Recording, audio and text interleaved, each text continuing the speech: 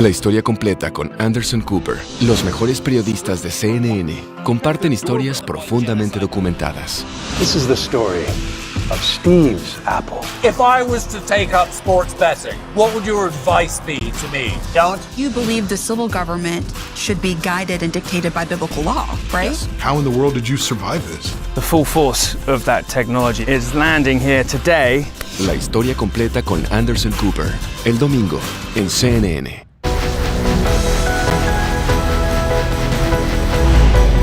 Somos CNN, el líder mundial en noticias.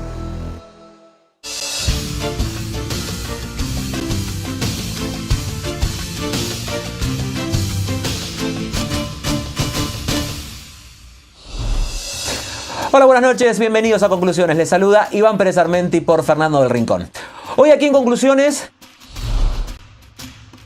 ese es el costo estimado para reconstruir Venezuela tras el terremoto. Hoy le explicamos qué sigue. Tras años de detención en Cuba, el artista y activista Luis Manuel Otero Alcántara habla desde Miami sobre su lucha por la libertad, el exilio y el futuro de la isla. Los aranceles de Donald Trump contra Brasil ya no son solo una disputa comercial, se convirtieron en un tema central de la elección brasileña y en un debate sobre el papel del país frente a Estados Unidos. Y España combate uno de sus peores incendios forestales, mientras una nueva ola de calor eleva el riesgo en Europa.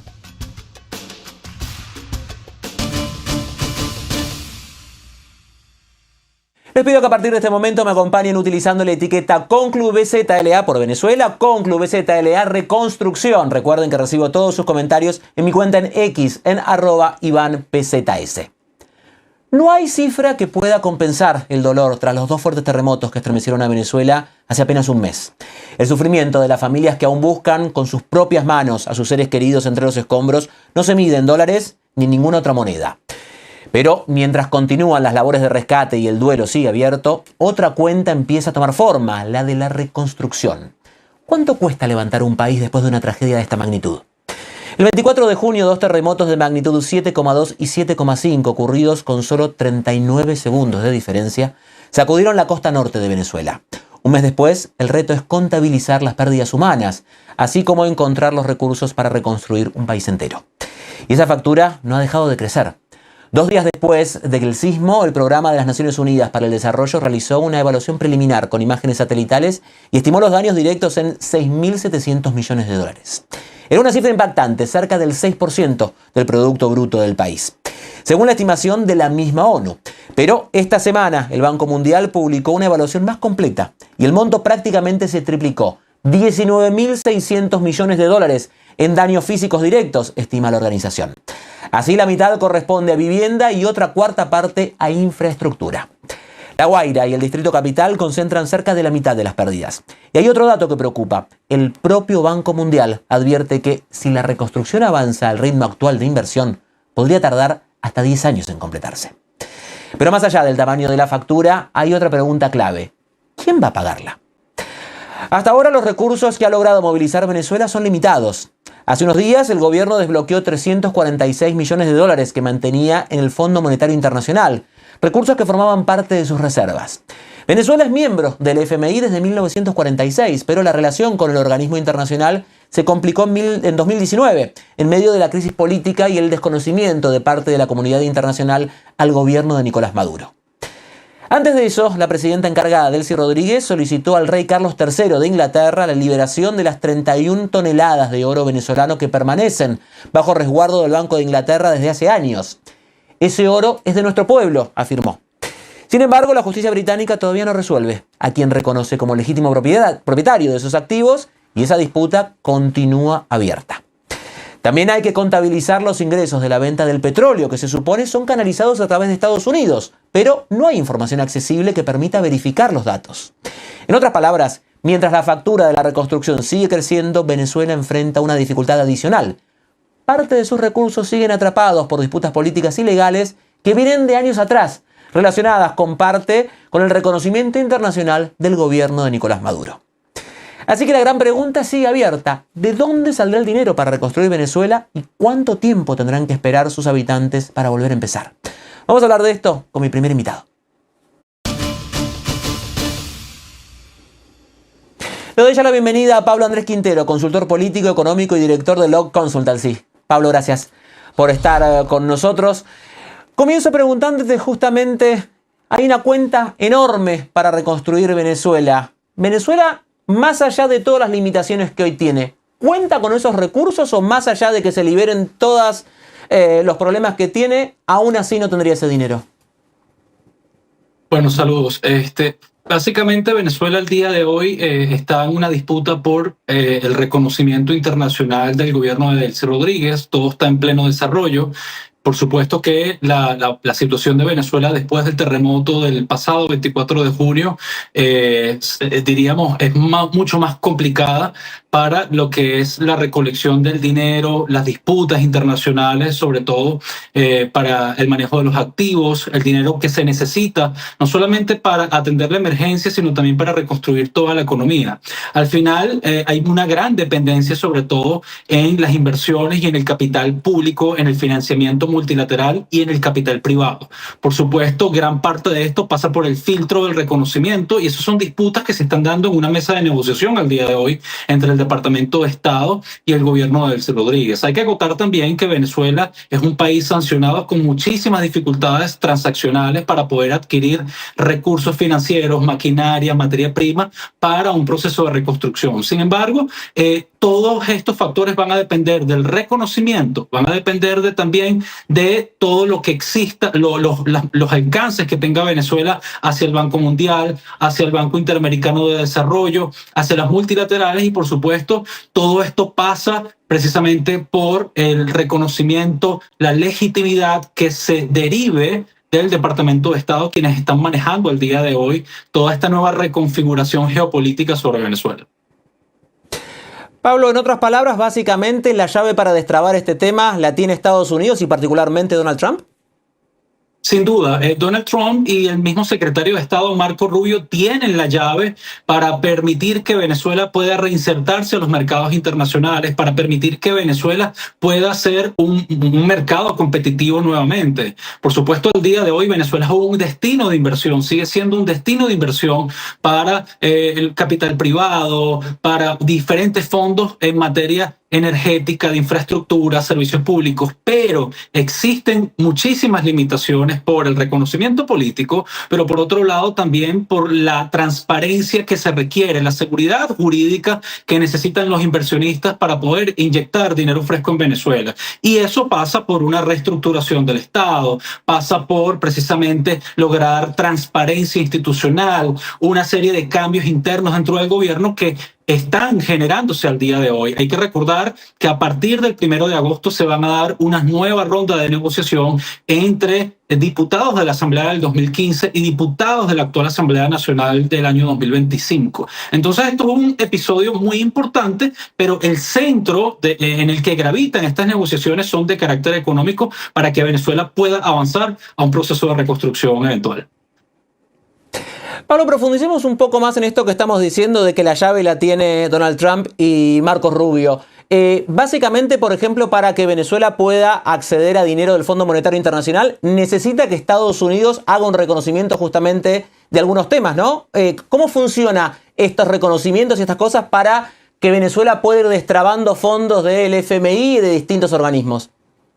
Sí, lo primero es empezar a reconocer que Venezuela está sancionada. Si no se levantan progresivamente las sanciones y hay una especie de dotación de licencias, va a ser bastante complicado que Venezuela pueda recuperarse. Por otro lado, el Departamento de Estado está, diríamos, gestionando la gran mayoría de los diálogos, las negociaciones y los acuerdos que se hagan en materia económica y energética. Por otro lado, sin duda, Donald Trump tiene un gran desafío y es permitir que Venezuela se reconstruya, pero además de eso se trabaja el tema democrático. Y el tema democrático, estamos hablando de una elección presidencial eventualmente. Por otro lado, una reinstitucionalización que le permita a los inversionistas poder traer dinero hacia Venezuela. Y todos los que son las puertas bancarias, todos los que son los capitales privados necesitan transparencia, confianza y algo de certidumbre. Si existe un conflicto político en Venezuela, va a ser muy complicado que se generen los canales adecuados para que exista la reconstrucción, para que pueda llegar dinero fresco a Venezuela,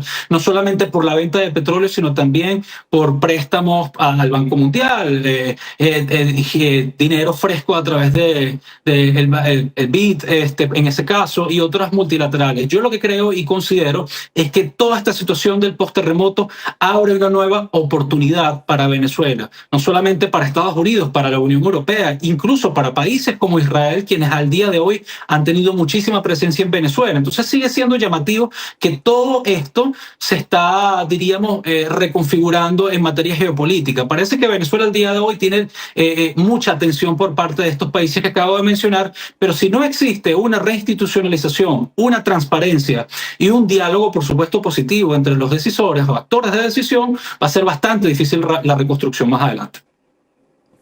¿Y es Delcy Rodríguez la persona que puede conducir todo eso, al menos puertas adentro, en Venezuela? Al día de hoy sí. Al día de hoy Delcy Rodríguez tiene el reconocimiento por parte de Donald Trump, quien menciona que ha trabajado de forma muy cordial, de forma muy, diríamos, organizada.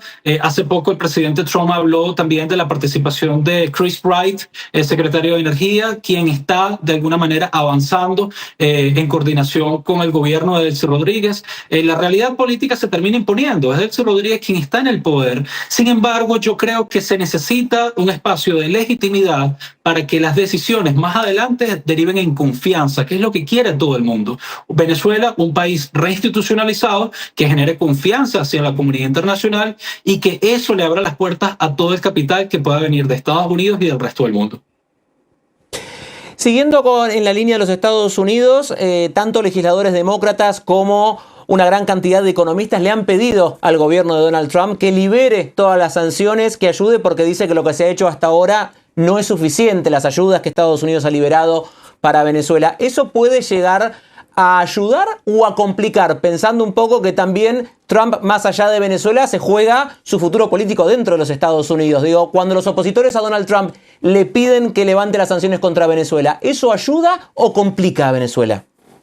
Sin duda, depende de cómo se mire. Estados Unidos va a velar siempre por el interés nacional, va a velar también, en el caso de Donald Trump, por ganar unas elecciones a medio término en el mes de noviembre. Por supuesto, hay unas peticiones muy fuertes para que se avance en un proceso de democratización. Estamos hablando de elecciones presidenciales. También la idea es que se avance en un proceso de reconstrucción de 3 fases, como ya lo mencionó Marco Rubio. Estamos hablando de 3 fases de reconstrucción, estabilización y transición.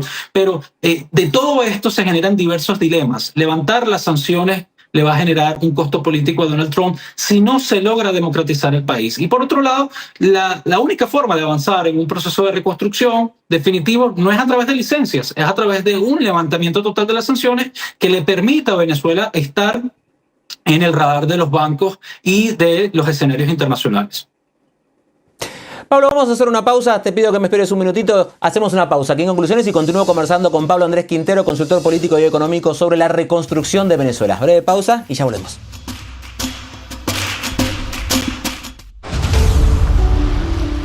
The history of life is right here.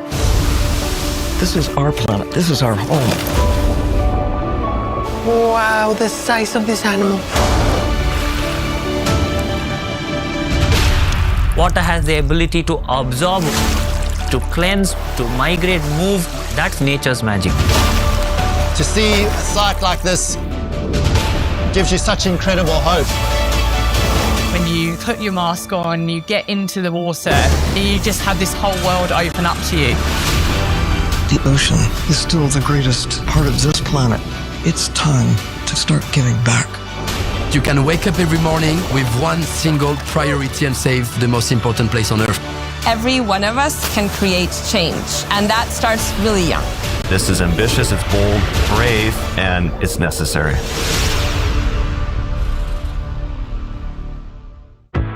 Soy mexicano-británica, llevo 20 años ejerciendo periodismo en la Ciudad de México, en Estados Unidos y ahora en Miami para CNN. CNN América es un programa multiplataformas donde van a tener una información de todos los ámbitos que les va a permitir entender al mundo desde el ángulo que lo estén viendo. En esas 3 horas no nada más van a tener información desde un ámbito político o económico, sino también salud, desde un ámbito para mujeres, pero sobre todo es un espacio donde podemos tener conversaciones, no para polarizar, sino para integrar a la sociedad. Lo que más me emociona es informar, indagar, investigar el porqué de las cosas, ir al fondo de los hechos. Aquí verás lo que hace noticia y todo lo que impacta tu día a día. CNN América con Rebecca Kelly, de lunes a viernes en CNN.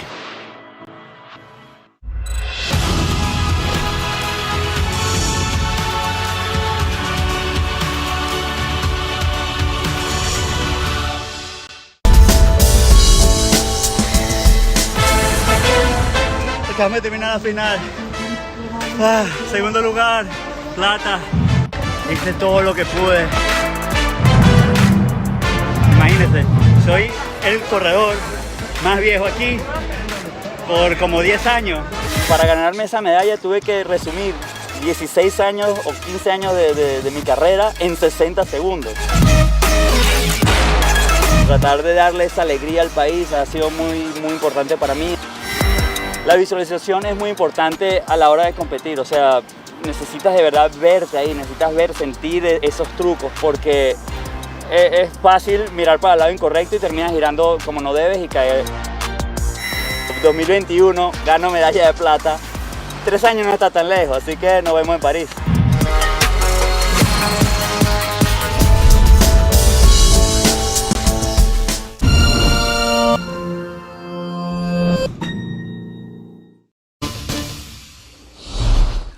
Continuamos en Conclusiones dialogando con el consultor político y económico Pablo Andrés Quintero sobre la reconstrucción de Venezuela.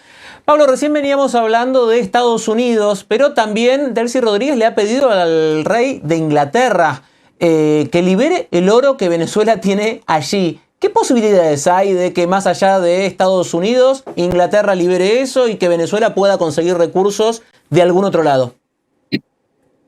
Sí, bueno, eso va a depender mucho de dos aspectos momentáneos. El primero, de las negociaciones que también se vayan a dar a partir de ahora, el 1 de agosto. Si hay avances en esas negociaciones políticas, es más proclive que el gobierno de Inglaterra pueda ayudar y contribuir al regreso del oro. Por otro lado, las presiones por parte de los Estados Unidos para que esto no ocurra. Algunos sectores se oponen a esta situación, otros, por supuesto, necesitan avanzar para generar mayor incentivo en Venezuela y que Venezuela pueda obtener estos recursos y permitir que se abra una puerta y un espacio, diríamos, de mayor un clima de negociación y de beneficio económico para Venezuela. Pero muchas cosas van a pasar por el filtro del Departamento de Estado. Para que Inglaterra tome esta decisión, debe en primer lugar consultar incluso con los Estados Unidos, quien está dirigiendo este proceso de negociación,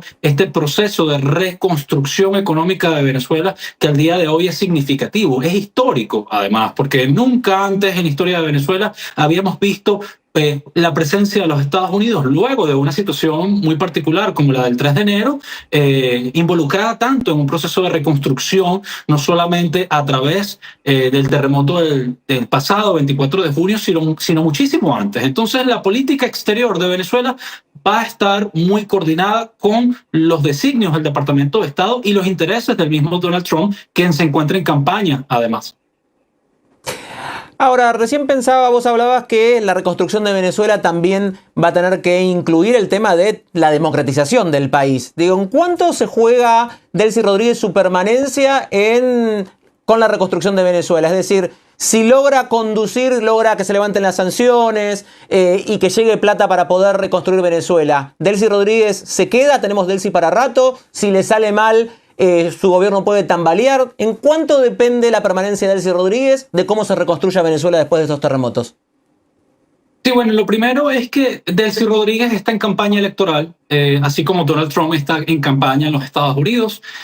Por otro lado, hay un factor determinante y es la economía si Delcy Rodríguez, como presidenta encargada, logra de alguna manera mejorar significativamente la economía, logra avanzar en la reestructuración de la deuda, consigue dinero fresco para poder solucionar temas fundamentales para el venezolano, como son los servicios públicos, la energía eléctrica, el agua, la luz, incluso también temas tan delicados como son los damnificados después del terremoto del pasado 24 de junio. Pero asimismo, si Delcy Rodríguez consigue de alguna manera el apoyo de Donald Trump a través del interés, por supuesto, en común de licencias petroleras, la permanencia de el capital norteamericano en Venezuela, yo creo que puede durante este año mantenerse en el poder. Sin embargo, yo creo que y considero vital que para que Venezuela pueda atravesar un proceso menos tóxico a nivel político de reinserción económica y pueda serle útil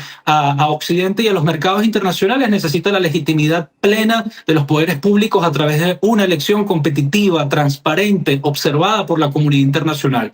Si eso ocurre el año que viene o en los próximos meses, es bastante positivo, pero eso va a estar dictaminado por el Departamento de Estado, quien está estableciendo las fases. El mismo Marco Rubio al día de hoy ha mencionado que el proceso de diálogo y de negociación va a estar conducido por Dinora Figuera, quien es exdiputada de la Asamblea Nacional 2015, y el presidente de la Asamblea Nacional actual, Jorge Rodríguez. Eso comienza el 1 de agosto. Si estas conversaciones son fructíferas y se avanza en un proceso de reinstitucionalización donde se acuerda un cronograma electoral, yo creo que va a ser bastante positivo no solamente para los políticos, sino también para los empresarios que necesitan reducir el riesgo país.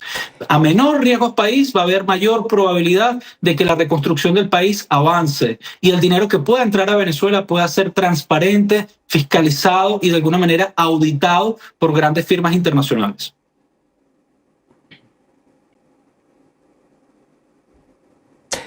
Pablo, por último, te pregunto, teniendo en cuenta esto que nos venís diciendo, el futuro y la reconstrucción de Venezuela, la reconstrucción del terremoto y su reconstrucción democrática, inevitablemente van a depender de Estados Unidos. Digamos, si no tienen el favor de Estados Unidos, que Venezuela pueda reconstruirse va a ser muy difícil.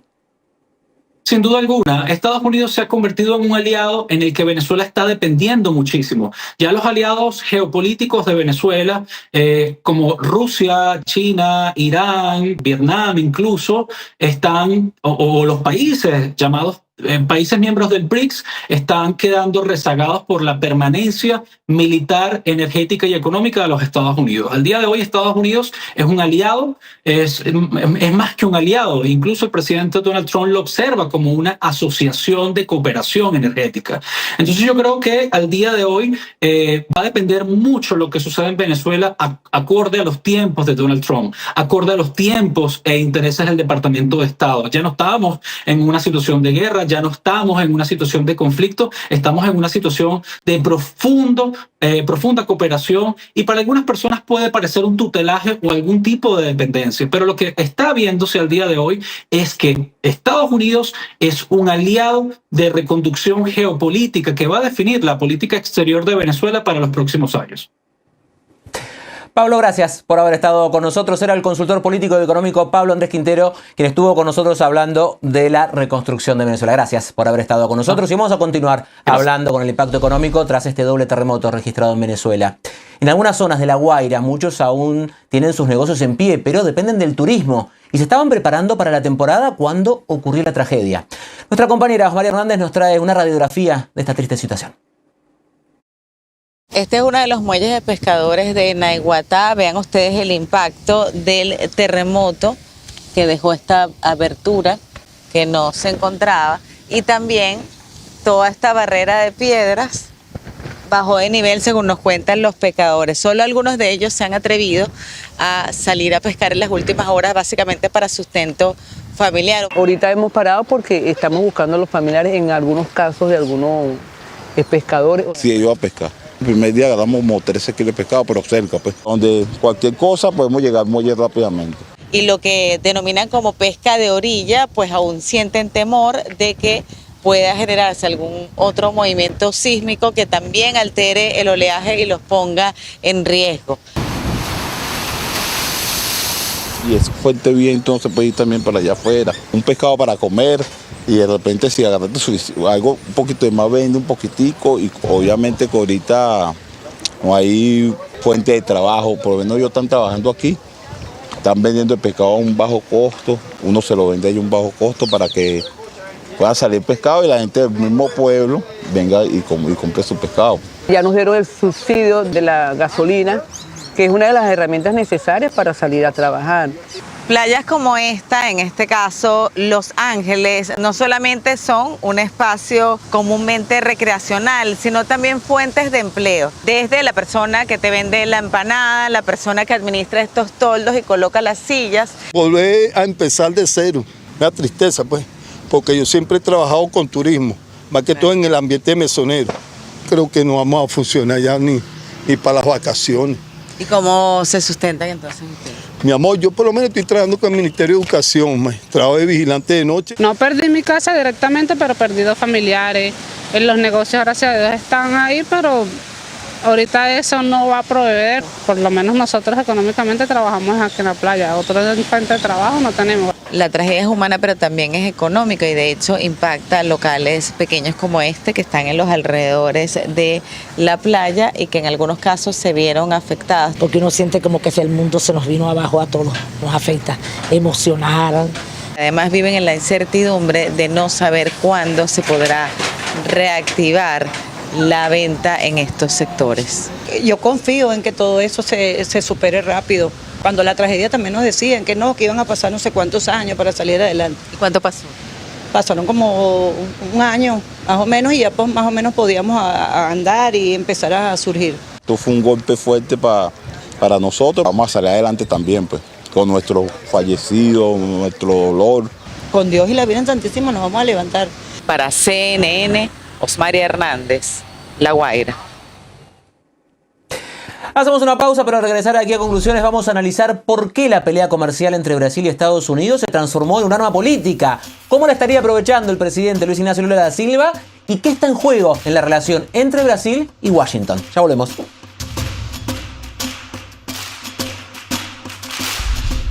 Nuestra obligación como periodistas es decir las cosas como son y no necesariamente como quieren que las contemos.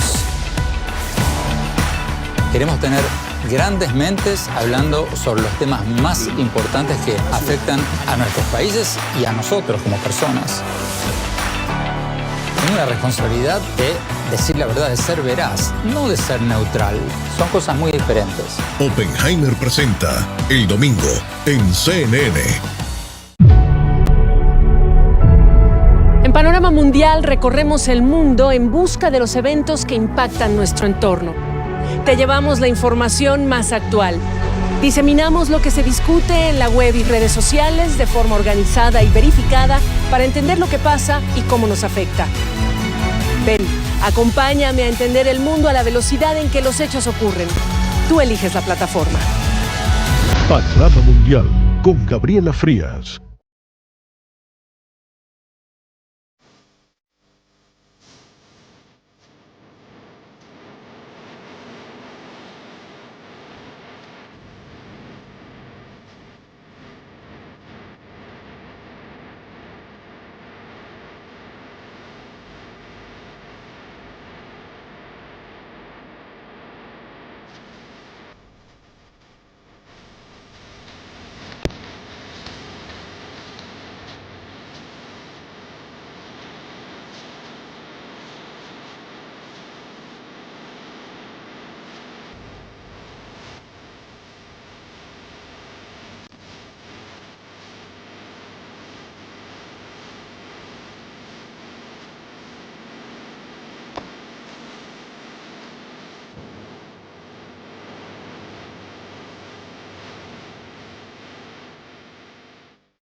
La historia completa con Anderson Cooper. Los mejores periodistas de CNN comparten historias profundamente documentadas. This is the story of Steve's apple. If I was to take up sports betting, what would your advice be to me? Don't. You believe the civil government should be guided and dictated by biblical law, right? Yes. How in the world did you survive this? The full force of that technology is landing here today. La historia completa con Anderson Cooper. El domingo en CNN.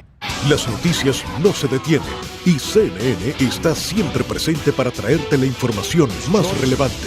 Ahora, los fines de semana sigue a Rey Rodríguez, quien lidera al equipo de Mirador Mundial, tu punto de referencia para enterarte de lo que está pasando en tu ciudad, en tu país y en el mundo.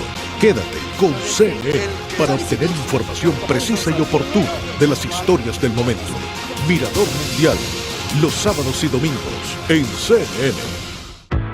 Soy mexicano-británica, llevo 20 años ejerciendo periodismo en la Ciudad de México, en Estados Unidos y ahora en Miami para CNN. CNN América es un programa multiplataformas donde van a tener una información de todos los ámbitos que les va a permitir entender al mundo desde el ángulo que lo estén viendo. En esas 3 horas no nada más van a tener información desde un ámbito político o económico, sino también salud, desde un ámbito para mujeres, pero sobre todo es un espacio donde podemos tener conversaciones no para polarizar, sino para integrar a la sociedad. Lo que más me emociona es informar, indagar, investigar el porqué de las cosas, ir al fondo de los hechos. Aquí verás lo que hace noticia y todo lo que impacta tu día a día. CNN América con Rebecca Kelly, de lunes a viernes en CNN.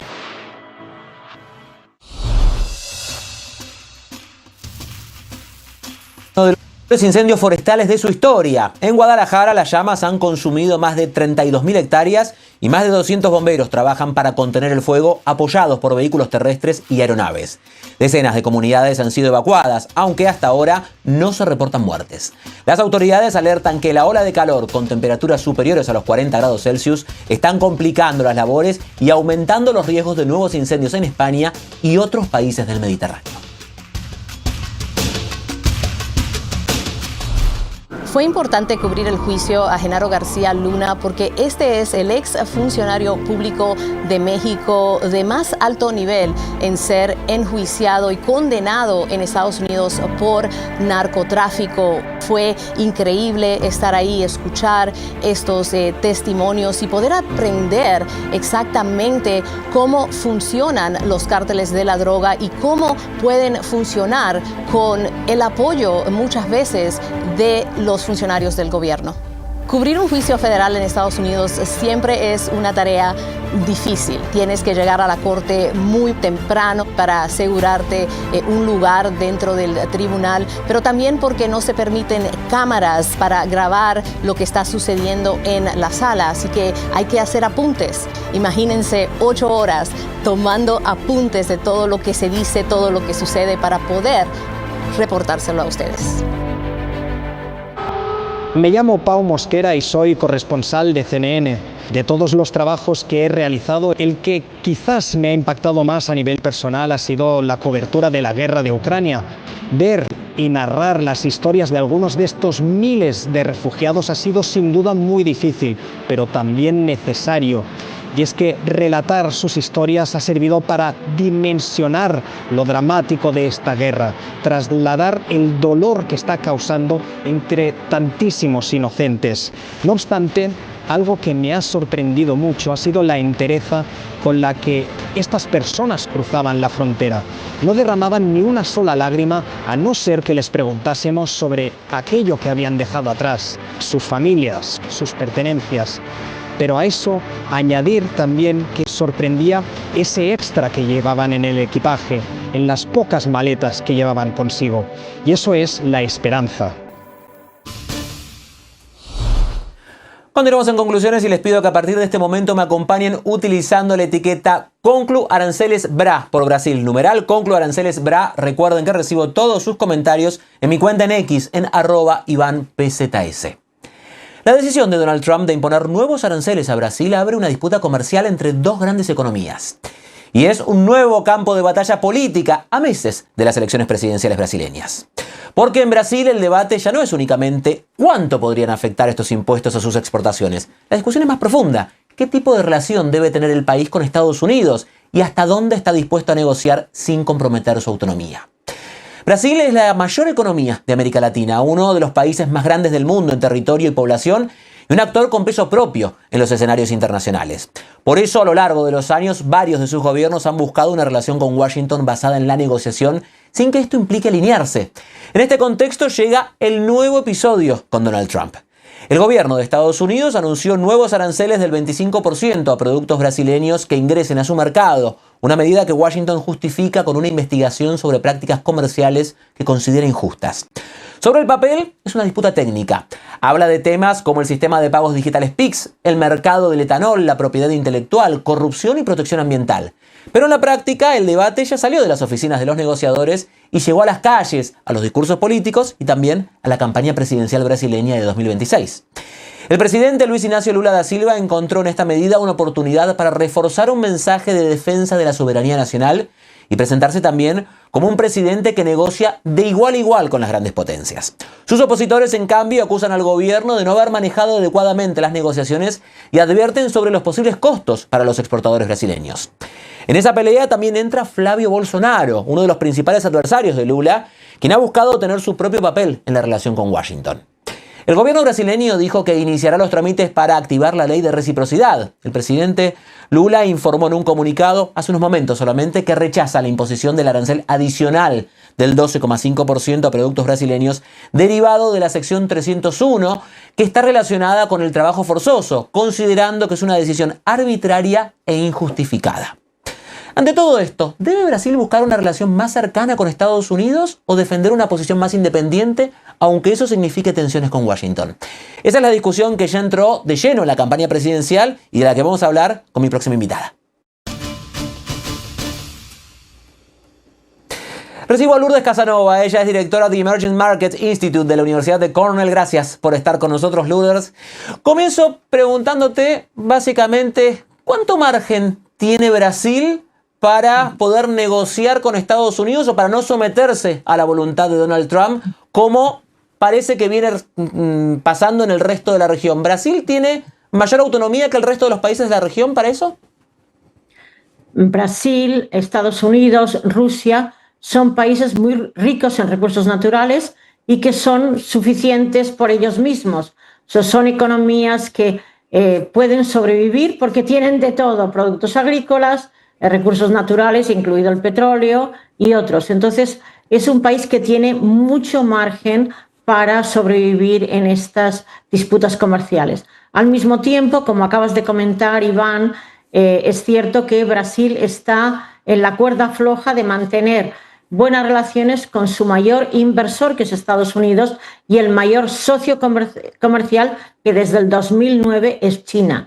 Y quería recordar una anécdota que pasó un poco desapercibida, pero Brasil vendió Serra Verde en abril a Estados Unidos, a la compañía, tengo por aquí el nombre, a la compañía que se llamaba de Tierras Raras de Estados Unidos, que tiene participación del gobierno. Es la mayor compañía de tierras raras fuera de Asia. La vendió en abril a la empresa estadounidense, justo el mes anterior de que Lula viajó a la Casa Blanca. Entonces, en esa manera tiene bastante posibilidad de negociación por la gran cantidad que tiene de tierras raras, de riqueza en materiales, en recursos naturales, en agricultura y en otros, y en un mercado que es muy grande. Ahora vamos a meternos un poco en la relación entre Lula y Trump, porque ha tenido sus altibajos. Ha comenzado un poco accidentada, después se encontraron, ahora vuelven los aranceles. Pero volviendo un poco al inicio, Donald Trump se equivoca un poco en tratar a Brasil como al resto de los países de la región, justamente teniendo en cuenta esto que nos contabas de que es un país tan rico como Estados Unidos o como Rusia y que puede tener mayor independencia. Digo, el tratamiento que Trump o que Estados Unidos le está dando a Brasil, ¿es un tanto errado teniendo en cuenta las dimensiones de Brasil? Lo que está claro es que la administración actual de la Casa Blanca quiere recuperar el terreno perdido que ha tenido en Latinoamérica. Latinoamérica era su cuarto de atrás y la nueva, lo que se ha dado a llamar como la nueva doctrina Don Roe, quiere recuperar la región. Ha empezado con Centroamérica, el norte de Sudamérica y definitivamente Brasil es el doble de la economía de México, de nuevo un país con muchos de los recursos naturales que en estos momentos necesita no solo Estados Unidos, sino el mundo.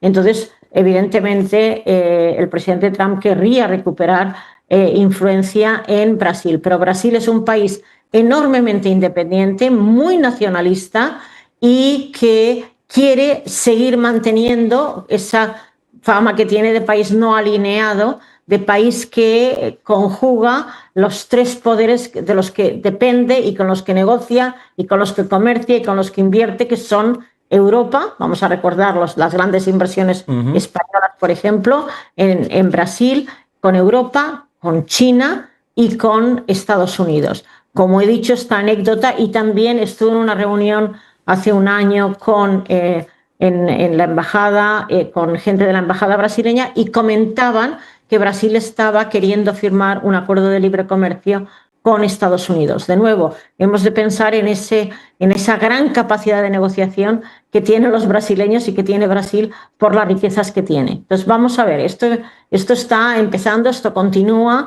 es un paso adelante, dos pasos para atrás y seguimos, pero definitivamente Brasil es un país con grandes instituciones donde también hemos visto una cierta continuidad en políticas económicas en diferentes gobiernos, lo cual es interesante y es lo que hace que Brasil siga teniendo poder en el mundo y lo va a seguir teniendo.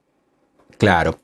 Estaba pensando un poco en la relación de Donald Trump con Brasil. En principio, con la cercanía con Jair Bolsonaro, él supeditó los primeros aranceles a Jair Bolsonaro. Jair Bolsonaro terminó preso. Flavio Bolsonaro, que trata de acercarse, pero que no sabemos cuánto pie logra hacer en Brasil con su relación con Estados Unidos. ¿En cuánto termina ayudando a Lula en su campaña de reelección todo este tema con los Estados Unidos? Evidentemente, Lula es un gran político, lo demuestra que va a ser su cuarto mandato como presidente de Brasil, y entonces en ese ambiente en el cual Brasil tiene esa gran capacidad negociadora, esa gran capacidad definitivamente de orgullo de ser brasileños, pudiera ayudarle esta campaña contra Brasil y contra Lula, pudiera jugar a favor de Lula. De todas formas, las encuestas dicen que le está ayudando, pero si miramos la exactitud y la cantidad de errores que han tenido las encuestas políticas en los últimos 2 o 3 años, yo creo que tenemos que desconfiar. Yo más bien sería un poco escéptica y diría que no sé, pero evidentemente Lula sigue siendo popular a pesar de los pesares. Y la estrategia de Lula de no confrontar directamente, al menos en esta etapa, más allá de este tuit que acaba de publicar ahora, con esto que tiene que ver con el trabajo forzado y demás, donde salió a rechazar estos últimos aranceles, todos han marcado que al menos Brasil no ha optado en principio por imponer esta ley de reciprocidad que el Congreso ha aprobado por unanimidad cuando fueron los primeros aranceles. Digamos, la cautela de Lula justamente responde más a una cuestión económica o a una cuestión política, justamente teniendo en cuenta que se vienen sus elecciones y quizás su reelección dependa de cómo maneje esta relación con los Estados Unidos. Como he comentado, Brasil intenta mantener ese equilibrio entre por el bien de la nación, por el bien de la economía y por el bien del futuro de Brasil. Intenta mantener de una forma, yo diría, bastante exitosa hasta la fecha, ese equilibrio inestable entre los 3 mayores socios comerciales y de inversión. Definitivamente. Brasil, por ejemplo, sigue en Mercosur, a pesar de que el presidente Lula y el presidente Milei no se entienden para nada, se mantiene ahí, siguen habiendo intercambios comerciales. Entonces, yo creo que está viendo el largo plazo y está viendo también calma para sobrevivir en un momento muy polarizado como estamos ahora. Lourdes, gracias por haber estado con nosotros. Era Lourdes Casanova, directora del Emerging Markets Institute de la Universidad Cornell, que nos ha acompañado. Gracias por haber estado con nosotros.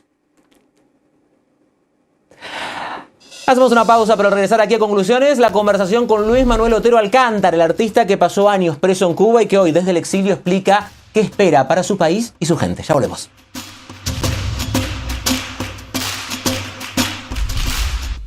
Nuestra obligación como periodistas es decir las cosas como son y no necesariamente como quieren que las contemos.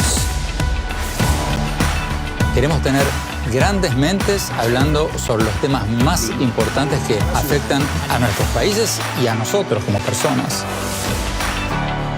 Tengo la responsabilidad de decir la verdad, de ser veraz, no de ser neutral. Son cosas muy diferentes. Oppenheimer presenta el domingo en CNN. Es importante tener una perspectiva clara de lo que pasa en el mundo. Conocer los distintos ángulos de un solo hecho. En Perspectivas te llevamos a los lugares clave donde suceden las noticias. Entrevistamos a los personajes centrales de las historias. Es un programa donde te ofrecemos una visión amplia y objetiva del mundo en que vivimos. Acompáñame y conoce todas las perspectivas. Perspectivas con Mario González, de lunes a viernes en CNN. Soy mexicano-británica, llevo 20 años ejerciendo periodismo en la Ciudad de México, en Estados Unidos y ahora en Miami para CNN. CNN América es un programa multiplataformas donde van a tener una información de todos los ámbitos que les va a permitir entender al mundo desde el ángulo que lo estén viendo. En esas 3 horas no nada más van a tener información desde un ámbito político o económico, sino también salud, desde un ámbito para mujeres, pero sobre todo es un espacio donde podemos tener conversaciones, no para polarizar, sino para integrar a la sociedad. Lo que más me emociona es informar, indagar, investigar el porqué de las cosas, ir al fondo de los hechos. Aquí verás lo que hace noticia y todo lo que impacta tu día a día. CNN América con Rebecca Kelly, de lunes a viernes en CNN.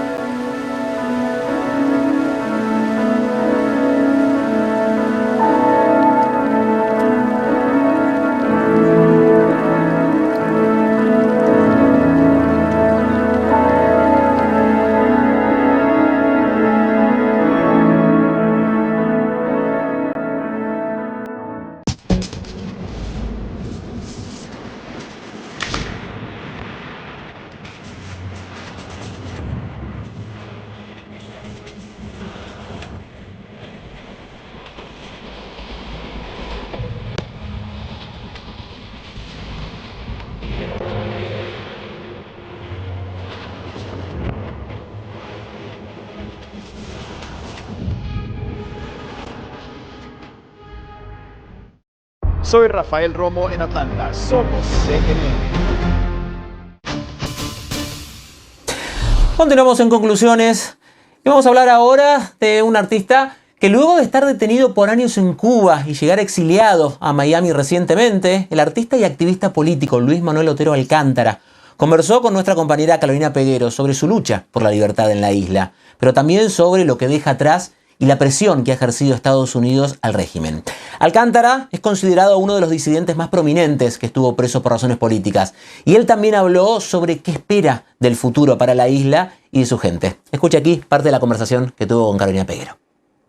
Luis Manuel Otero Alcántara carga la imagen de la Virgen de la Caridad del Cobre, la patrona de Cuba, que para los cubanos en el exilio tiene tanto un valor religioso como político. A partir de nuevos pedazos con nueva realidad, de que nunca va a ser las cosas que fue antes, ¿entiendes? Pero no es a perder una nueva hermosura. A días de haber llegado a la Florida desde Cuba como expresidiario político y con la ayuda del gobierno del presidente Donald Trump, ya en suelo estadounidense tras cumplir su condena de 5 años, Otero Alcántara, uno de los líderes del movimiento San Isidro y de las protestas del 11 de julio del 2021, dice que aún no asimila lo que algún día vio muy lejano. ¿Te ibas a imaginar que ibas a estar aquí en Miami? Sí, en algún momento, de hace 4 o 5 años, siempre la opción fue el exilio. De hecho, nunca ni siquiera la opción era la muerte. Hicimos un viaje por su memoria y su vida hasta llegar al presente. Sabemos que llevamos casi 70 años de una realidad partida, pero ahora mismo estamos pasando por un momento tan difícil. Hay violencias que se ven más allá del palo, la sangre cayendo, el golpe.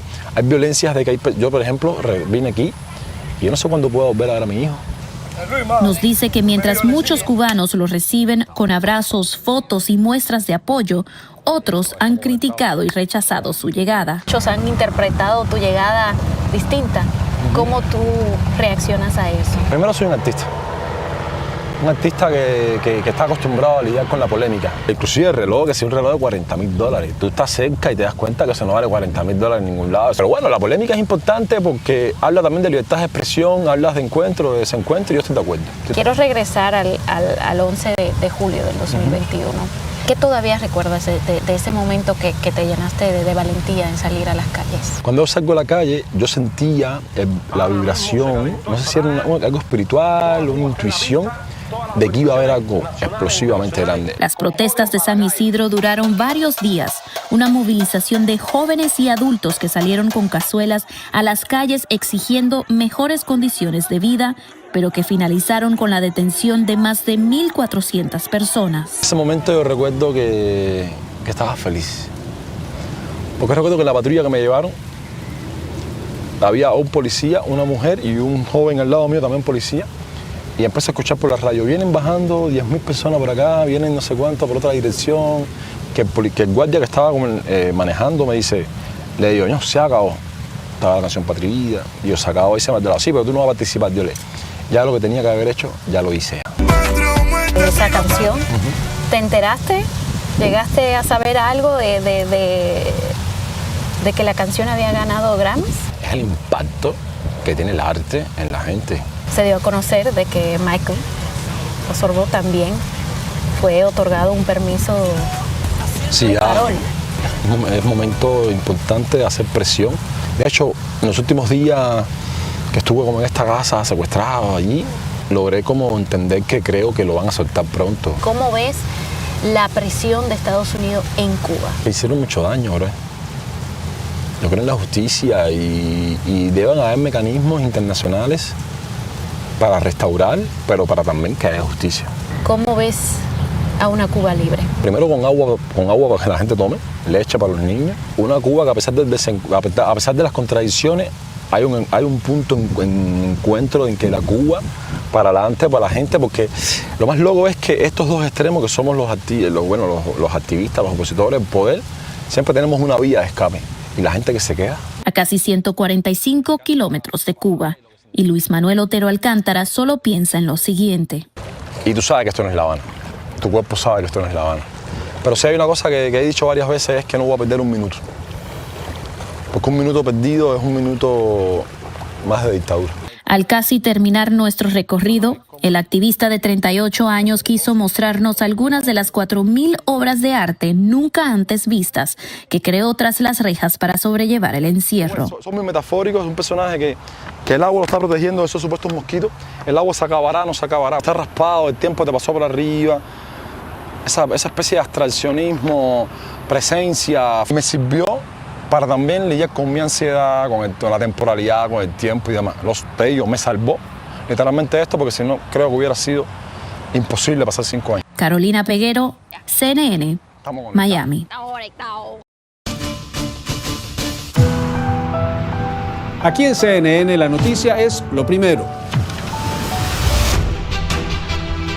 Voy con Yone Molinares al Capitolio. Dejaron listos ya los fondos para el Departamento de Seguridad Nacional. Cuando hay mucho en juego, eliminamos el ruido para informarte con claridad sobre los temas y políticas que te impactan, desde las decisiones tomadas en Washington hasta sus repercusiones en todo Estados Unidos, América Latina y el mundo. ¿En qué punto se encuentran las relaciones con Estados Unidos? Las relaciones entre Estados Unidos y Cuba han sido siempre anormales. Directo USA es esa ventana por la que usted puede entrar a Estados Unidos y ver lo que está ocurriendo en este país. Seguimos la historia desde todos los ángulos para brindarte directamente los hechos. Grupos pro-inmigrantes presentaron una demanda. Desde nuestros estudios en Washington, soy Juan Carlos López. Acompáñame en Directo USA de lunes a viernes en CNN. Se están vacando. Entonces tenemos que informar al mundo sobre un golpe de Estado. CNN, señor, por favor.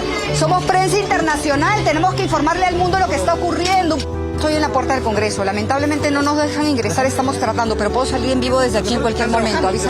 Una consulta, señorita, ¿de quién es la orden para no entrar? Suban por acá, por acá. De la vacancia de Pedro Castillo. 1, 2, 3, vamos al aire, por favor, vamos.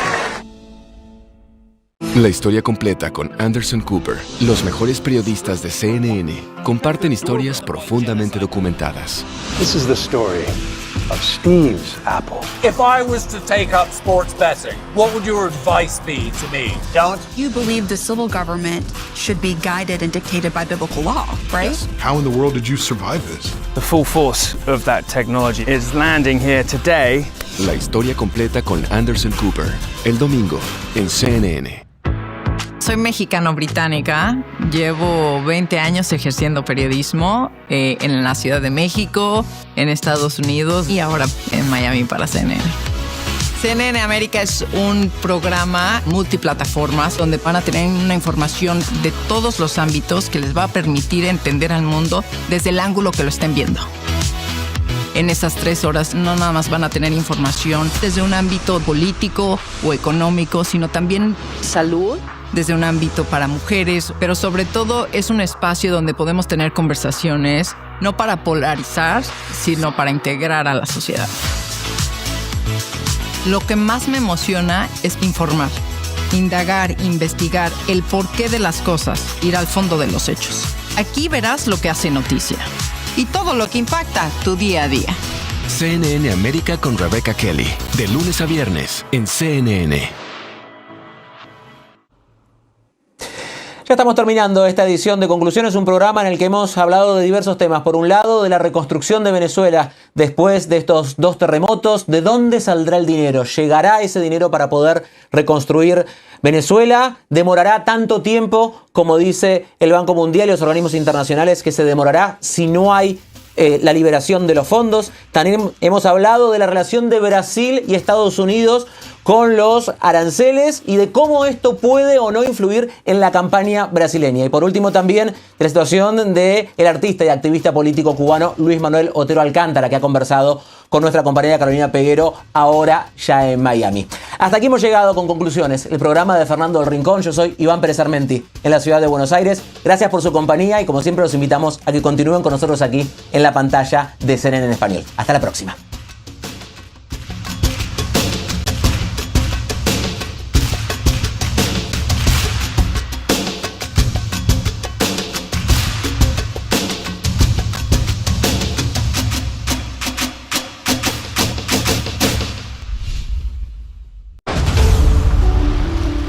The history of life is right here. This is our planet. This is our home. Wow, the size of this animal. Water has the ability to absorb, to cleanse, to migrate, move. That's nature's magic. To see a sight like this gives you such incredible hope. When you put your mask on, you get into the water, you just have this whole world open up to you. The ocean is still the greatest part of this planet. It's time to start giving back. You can wake up every morning with one single priority and save the most important place on Earth. Every one of us can create change, and that starts really young. This is ambitious, it's bold, brave, and it's necessary.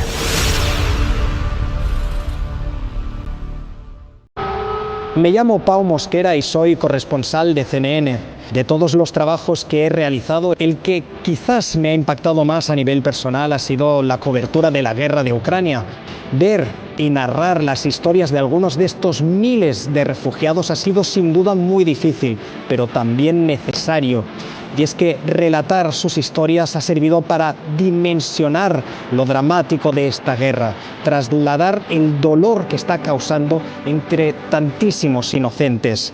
No obstante, algo que me ha sorprendido mucho ha sido la entereza con la que estas personas cruzaban la frontera.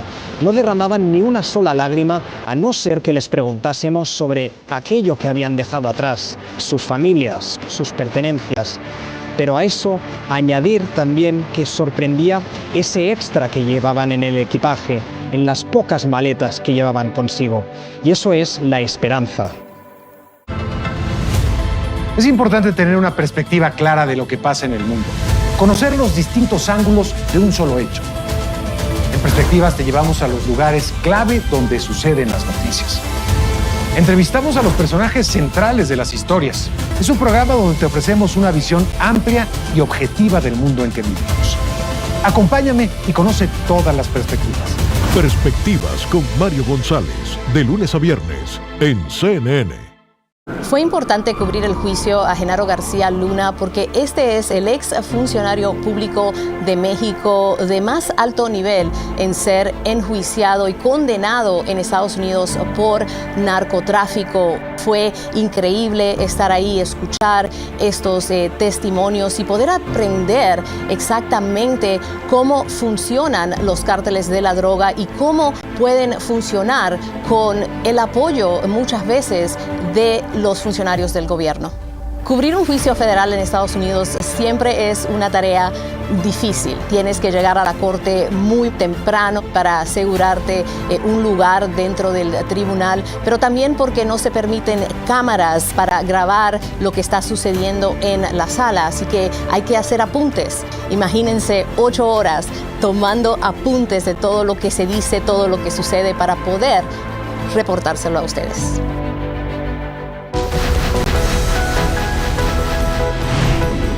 Somos CNN, el líder mundial en noticias.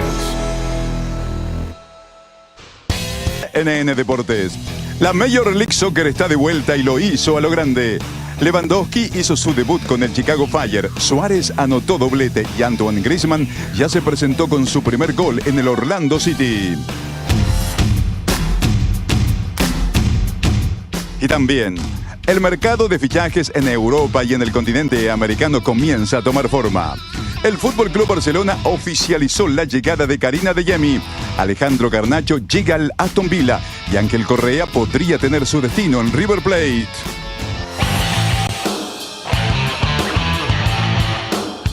Además, analizamos la situación de LeBron James. El futuro de una de las más grandes leyendas del deporte ráfaga aún está con la moneda en el aire. Aquí te contamos todos los detalles. Todo esto y mucho más en CNN Deportes. Soy Hugo Manu Correa. ¡Comenzamos!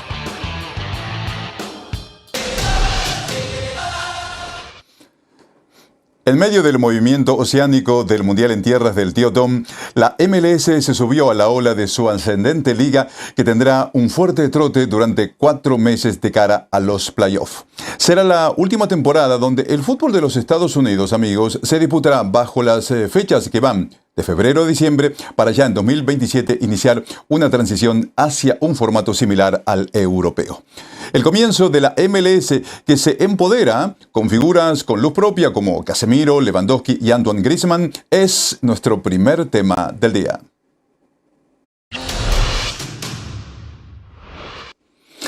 Tras el parón de 6 semanas por el huracán mundialista, el fútbol de los Estados Unidos comenzó el 16 de julio a levantar temperatura. La liga tendrá un raíz de partidos muy interesantes, competitivos y atractivos, teniendo como objetivo las eliminatorias, es decir, los playoffs que llegarán en los meses de noviembre y diciembre.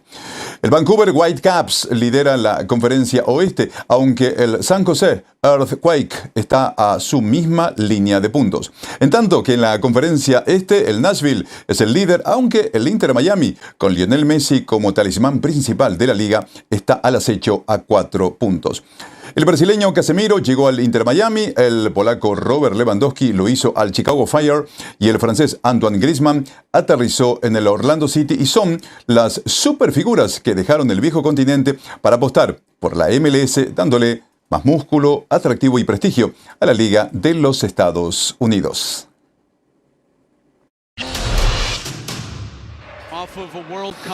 En acción de este miércoles, con un doblete del artillero uruguayo Luis Suárez, el Inter Miami terminó dándole la vuelta a un partido que se le había complicado al inicio. Un error garrafal del arquero Rocco Ríos Novo generó un autogol con el que Chicago Fire se ponía en ventaja. Pero La figura del encuentro, el uruguayo Suárez, emergió para marcar de penalti a los 21 y luego un golazo de altísima factura. Este fue al minuto 51 para aventajar a Inter Miami 2-1. Sin embargo, Chicago empató las acciones en 2 goles al minuto 57, pero Planbeck, un canterano del Inter, le dio la ventaja ya sobre el final. El Inter Miami logró la victoria sin sus mundialistas argentinos y sin el debut de Casemiro, triunfo que fue, por cierto, por 3-2. Y así está la clasificación de la MLS tras su regreso después de la pausa mundialista. El Nashville comanda la conferencia del Este con 39 puntos. Inter Miami le sigue con 34 unidades. Con un partido menos están Chicago Fire y New England Revolution, ambos con 26 puntos respectivamente. Y cierra la parte alta de la tabla de posiciones el Cincinnati Football Club con 23 puntos. El delantero francés Antoine Griezmann debutó con gol en la MLS. El Principito marcó un tanto en la goleada de 4-0 del Orlando City sobre el San José. Recordemos...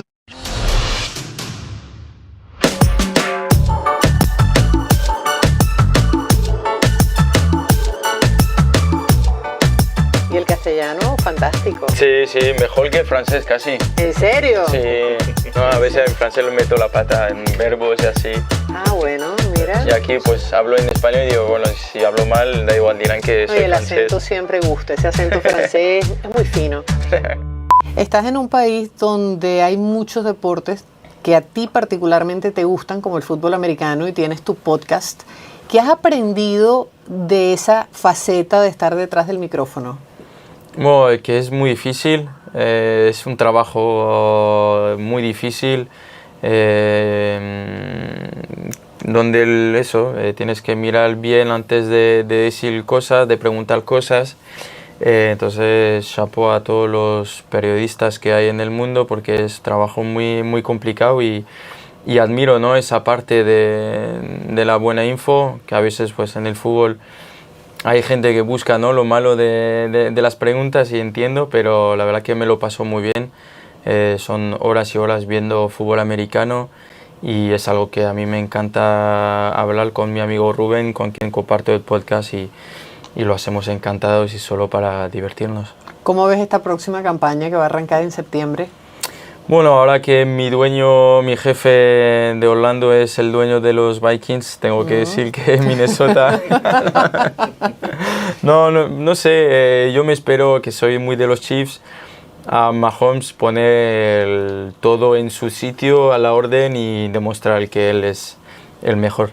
¿Crees que estando acá otro enfoque, vas a ser más insider del fútbol americano? Puede ser. Me gustaría invitar a algún jugador, poder mejorar mi inglés, ¿no?, para tener esas charlas con algún jugador, a alguna gente del staff, que a mí me encanta poder hablar con gente del staff o jardineros de cómo preparar un campo. Entonces, ojalá puedas tener esa oportunidad. Cuando termine la temporada de MLS, ¿qué tiene que pasar para que tú digas, valió la pena, cumplí el objetivo? Que mi familia y yo estemos felices. ¿Y el título? Vendrá si estoy feliz. Ah, bueno. Gracias.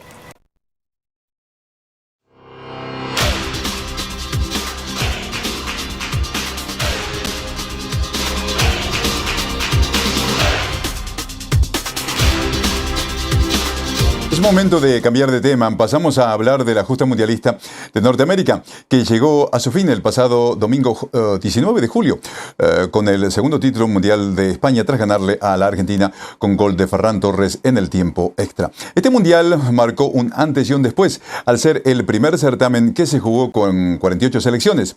Repasemos los momentos más icónicos que dejó esta cita tripartita en México, Estados Unidos y Canadá.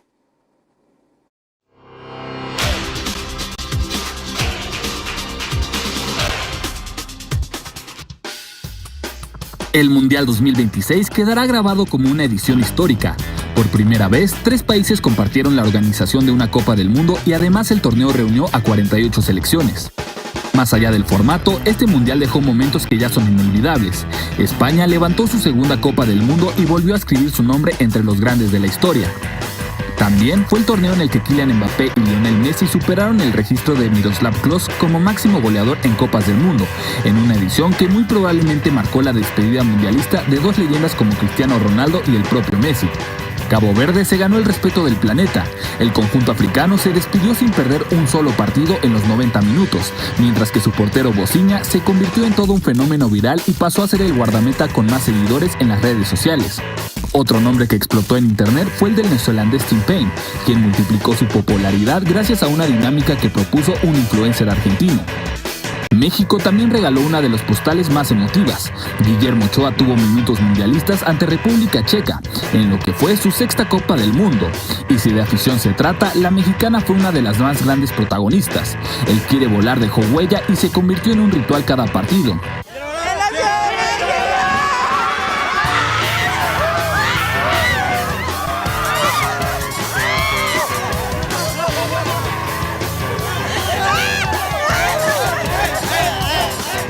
También el famoso Pato Merlín y el ambiente que se vivió en cada sede convirtieron al tricolor en el anfitrión con más color y fiesta en las tribunas. Noruega también se robó los reflectores. Su histórica actuación en la Copa del Mundo estuvo acompañada por el ya icónico Remo Vikingo, una celebración que pasó de las gradas a la cancha donde los propios jugadores la repitieron tras cada triunfo. Entre récords, despedidas, revelaciones y aficiones inolvidables, el Mundial 2026 dejó momentos que permanecerán para siempre en la memoria.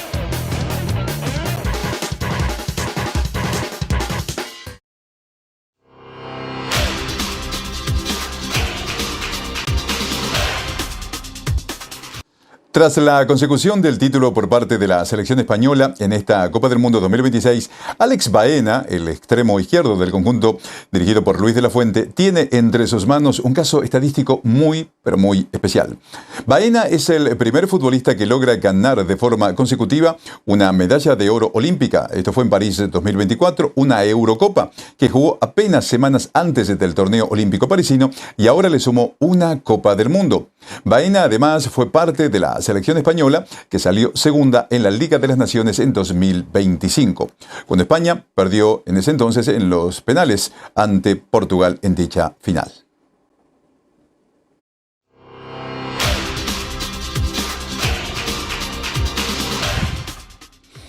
Néstor Lorenzo llevó a Colombia a estar muy cerca de pasar a un sexto partido en la Copa del Mundo, algo que nunca ha logrado el combinado tricolor en la historia de los mundiales. Es por esto que la Federación Colombiana de Fútbol decidió renovar el contrato del preparador argentino con vistas al próximo ciclo mundialista, con la mirada, por cierto, puesta en la cita mundialista del año 2030, donde se va a disputar, recordemos, el mundial centralmente en España, Marruecos y Portugal. Entre los retos más importantes que tendrá Lorenzo al continuar en su cargo, se destaca la renovación de varias de las líneas del plantel, incluyendo la defensa, donde nombres como los de Davinson Sánchez y Yerry Mina, pueden ser susceptibles a ceder sus puestos en el futuro. Al tiempo que en la mitad de la cancha, el gran interrogante será quién reemplazará a James Rodríguez, pues parecería haber disputado este talentoso volante su último torneo grande con la selección colombiana tras este mundial tripartito. Lorenzo ya tiene un par de amistosos en puertas. Para la fecha FIFA de septiembre, la selección cafetera enfrentará a México en la ciudad de Baltimore, en tanto que en octubre jugará también en los Estados Unidos, en Miami, ante Perú, para comenzar a preparar su camino de cara a la Copa América 2028 y naturalmente la eliminatoria rumbo al Mundial del 2030.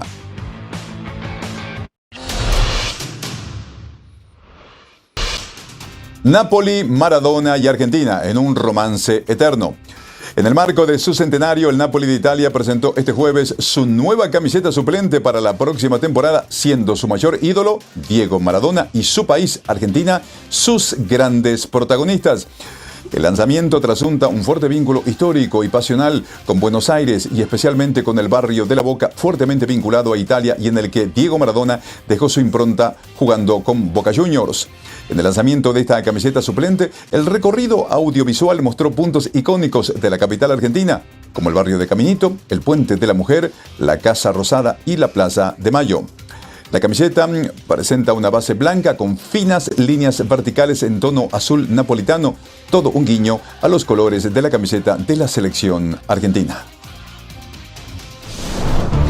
El Ajax de los Países Bajos también sorprendió a sus seguidores con una llamativa camiseta alterna con colores que quizás no son los tradicionales del equipo, pero según el club están muy ligados a su historia.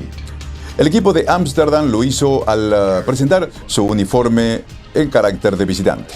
El nuevo atuendo tiene tonos de naranja e ilustraciones de color gris claro, que son tributos de los títulos deportivos más importantes del club.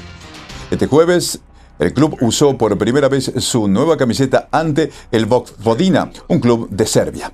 Esto se dio en un encuentro válido por la fase previa de la Conference League de la UEFA.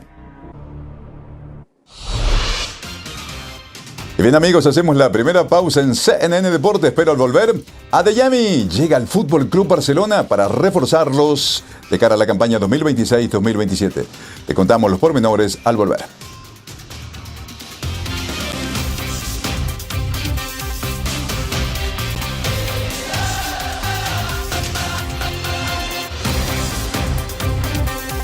CNN Deportes es presentado por Colombia, el país de la belleza. Dicen que la belleza está en los paisajes. Where are you from? Yo soy del país de la belleza.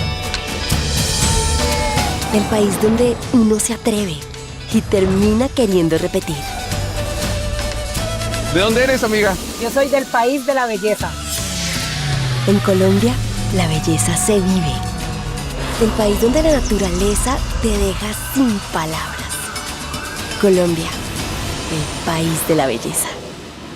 Hay 1000 motivos para despertarse por la noche. Tenía sed, escuché un ruido afuera, la tele estaba encendida. Pero ir al baño no es uno de ellos, porque una cápsula al día de Prostamol contiene ingredientes naturales que contribuyen al funcionamiento normal de la próstata y el bienestar de las vías urinarias en hombres. Preparar el desayuno es un buen motivo. Prostamol, ¿tienes motivos? Salí a correr en la ciudad.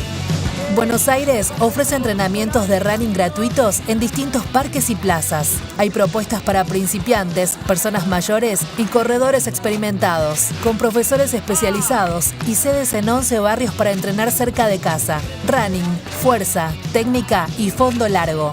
Inscríbete y sumate a tu sede más cercana. Más información en buenosaires.gov.ar/BA-corre.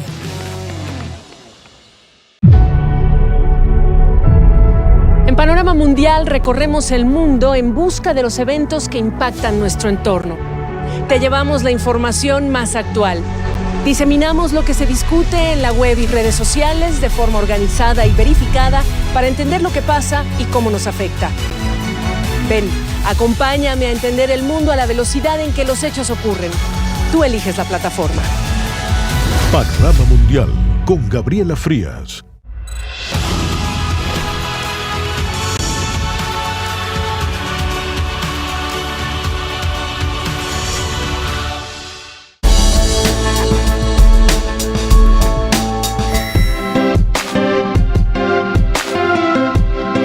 Bueno, el béisbol es mi vida, ¿no? Yo comencé en el béisbol allá en Petare a los 6 años, ¿no? Yo me retiré a los 42 años en Venezuela. Primero fui coach pelotero, y es más difícil aún. Tienes que hacer esa transición rápida si quieres ser técnico, que fue lo que yo hice. Tú en realidad quieres que tu carrera como técnico sea exitosa. Yo tuve muchos managers, muchos coaches, gente que me aconsejó, gente que me ayudó. O sea, tú puedes ser un buen coach en un futuro. Y fíjate, y esas son palabras que se me quedaron. Me retiro en Grandes Ligas y los Yankees me dan trabajo como técnico en Grandes Ligas. Y la parte más importante que es la comunicación que tú puedas tener con el pelotero. Yo soy un bendecido, definitivamente.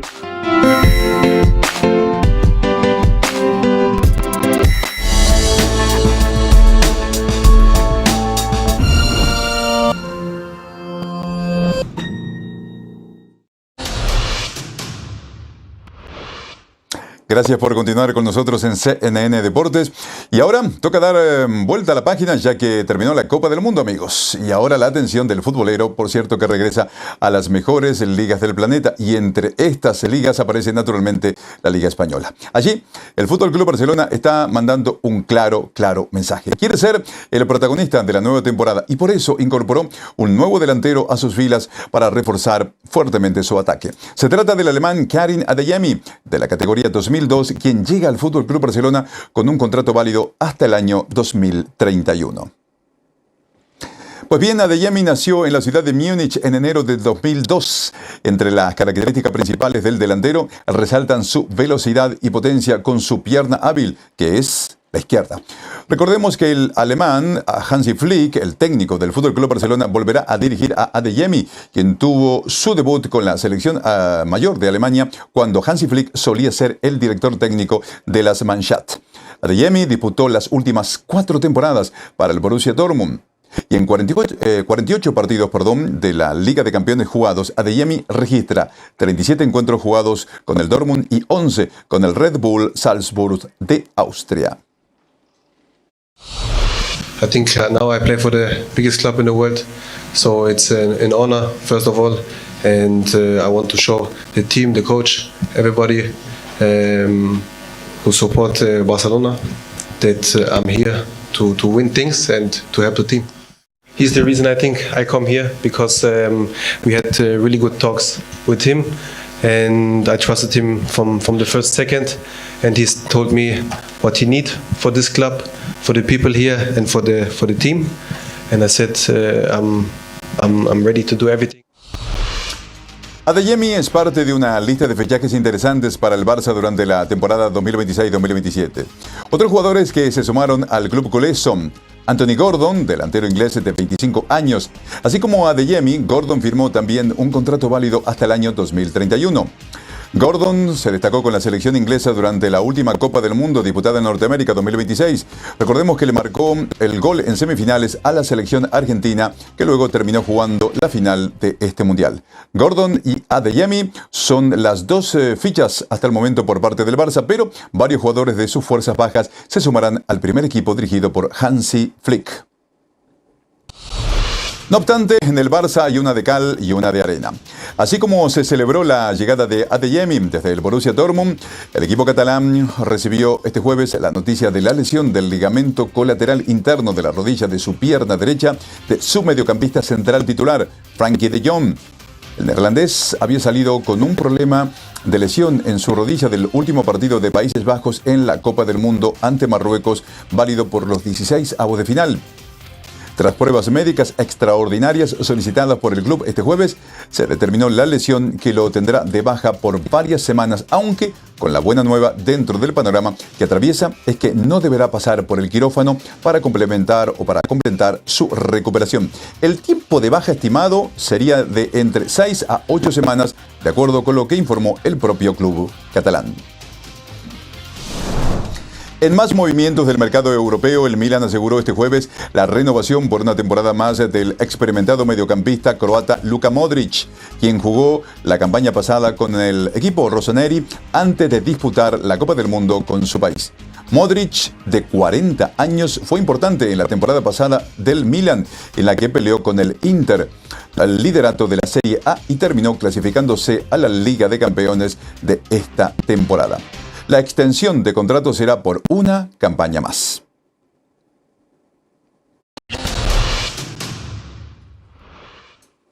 Y es momento de viajar de vuelta hacia el continente americano, pues la apertura 2026 del fútbol mexicano ya comenzó. El Cruz Azul buscará defender su corona de campeón tras conquistar el título en el Clausura ante los Pumas. Atlante, en tanto, uno de los equipos con mayor tradición en México, regresa a la primera división. Y a todo esto, para más información de lo que nos depara este nuevo torneo MX, de esta liga importante, por cierto, nos cuenta más detalles mi compañero Salvador Aguilera. Lo compartimos. Todavía no termina.